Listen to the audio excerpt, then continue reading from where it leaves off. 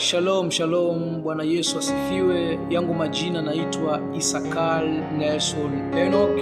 Tunazungumzia Roho Mtakatifu. Unawezaje kumtumia Roho Mtakatifu?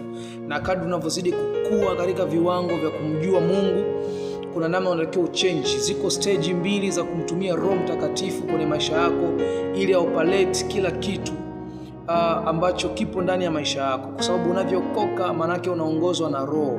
Sisi tunaokoka, Biblia inasema wale waongozao na Roho ndio wana wa Mungu. Kwa hiyo unavyoamua kumkabidhi Yesu maisha yako, maana yake umechagua kuongozwa na Roho Mtakatifu. Sasa ziko stage, wakati unapoanza kuokoka, unapoanza kukulia wokovu, iko stage ya kwanza ambayo inafanya kazi ndani yako na Roho Mtakatifu. Stage hiyo ni ile ambayo Yesu Kristo mwenyewe aliwaambia wanafunzi wake wakati kina Petro na wanafunzi wale 10 walimuuliza, kwa sababu kwa wakati ule walikuwa wajaanza kufanya kazi yote, au ile nguvu au ile kusudi la Yesu Kristo kuwachagua kuwa mitume wake kuanza kulifanyia kazi ilikuwa bado wajaanza kuliishi, na walikuwa wako weupe tu, vile ambavyo wewe au mimi kwa wakati ambao tulikuwa tujampokea Yesu Kristo na kujazwa nguvu ya Roho Mtakatifu tulivyokuwa kawaida. Kuna vitu hatuwezi kuvifanya pasipo ile nguvu.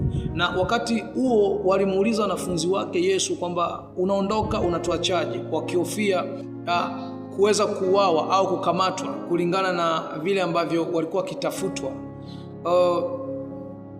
Yesu Kristo akawaambia kwamba mimi nakwenda mbinguni lakini nitawaachia msaidizi ambaye ni Roho Mtakatifu. Hapa ndo kuna pointi yangu. Stage ya kwanza kwa mtu aliokoka, maana yake ukishaokoka ukamkiri Yesu kwa Bwana Mwokozi wa maisha yako, kinachofanyika pale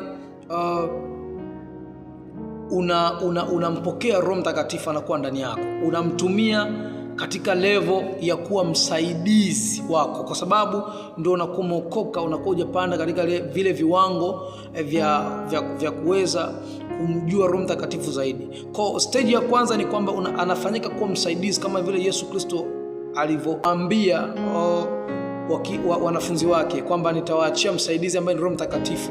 Kazi yake kwako wewe ambaye unakuwa stage yako ya kwanza kuokoka na kuanza kukulia wokovu, Roho Mtakatifu anakuwa msaidizi, kwa sababu kuna vile vitu ambavyo vitakuwa vinaendelea kati yako wewe na kule ambako umetoka, ile vita. Roho Mtakatifu kwa msaidizi kwako, utamuita pale unapohitaji msaada, atakusaidia kukuvusha. Lakini iko stage namba 2 ambayo unatakiwa kuchange sasa, kutoka katika vile viwango vya kumfanya Roho Mtakatifu kuwa msaidizi kwako, na unaanza kumfanya Roho Mtakatifu sasa kuwa kiongozi kwako. Bwana Yesu asifiwe sana. Means kwamba umevuka viwango vingine vya kiimani, na ni hatari sana kama utaweza kufikia level ya Mungu mwenyewe anataka akubadilishe kutoka kwenye kumfanya kuwa Roho Mtakatifu msaidizi kwenda kwenye level ya Roho Mtakatifu kumfanya kuwa kiongozi wako, yani aamue maisha yako.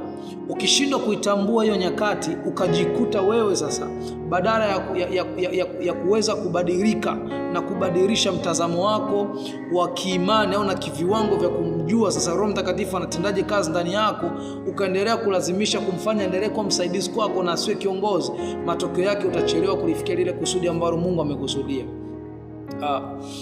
Ukisoma katika kitabu cha Kutoka utakuja kuangalia wakati Musa anawatoa wana Israeli Misri kwenda Kanaani. Biblia inasema kuna sehemu alifika, mbele yao kulikuwa kuna bahari, kulia kwao na kushoto kwao kuna milima, then nyuma walikuwepo majeshi na Farao mwenyewe wakiwa wanakuja wanawafuata wana Israeli kwenda kuangamiza.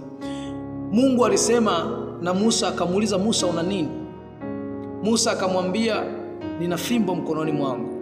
Lakini pale ukisoma vizuri kitabu kile cha Kutoka utagundua kwamba hakupiga tu fimbo moja kwa moja bahari ikagawanyika, lakini Biblia inasema ghafla kukatokea mvumo wa upepo mkali kabla ya bahari kutawanyika, baada ya kuchapa. Manake sasa Musa, nini tafasiri yake?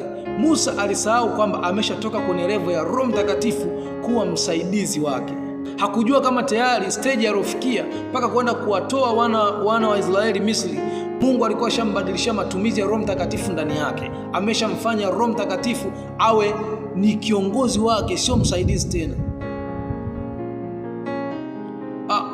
Musa akawa bado hajafahamu kwamba Roho Mtakatifu tayari anatakiwa mtumie katika matumizi ya kuwa kiongozi na sio msaidizi. Na kama angemtumia kuwa kama kiongozi kwa wakati ule, maana yake alikuwa hana haja ya kumuuliza Mungu, kwa sababu Biblia inasema Roho Mtakatifu yuko ndani yetu kama msaidizi, lakini kuna level inafikia unatakiwa umfanye kuwa kiongozi wako. Maana yake kama angekuwa ameshamfanya kuwa kiongozi, lakini kama angeamua Musa kumfanya Roho Mtakatifu kuwa kiongozi, maana yake halikuwa hana haja ya kumuuliza Mungu. Roho Mtakatifu pale pale angemuongoza kwamba Musa, chukua fimbo hiyo piga, na pale pale ingetawanyika. Na ndio maana ukisoma katika Biblia utagundua kwamba upepo ni mfano hai wa Roho Mtakatifu.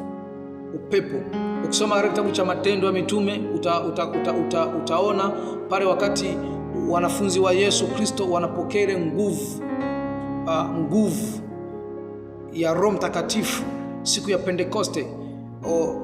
Biblia inasema ghafla kulitokea mvumo kubwa na upepo mkubwa na watu wakajazwa Roho Mtakatifu. Kwa upepo ni mfano hai wa Roho Mtakatifu. Baada ya Mungu kumwambia chapa ile fimbo, ghafla Biblia inasema, ukisoma Biblia yako vizuri, Biblia inasema ukatokea mvumo wa upepo mkubwa. Ule upepo ndio katawanyisha bahari, manake ni Roho Mtakatifu ambaye alikuwa kiongozi.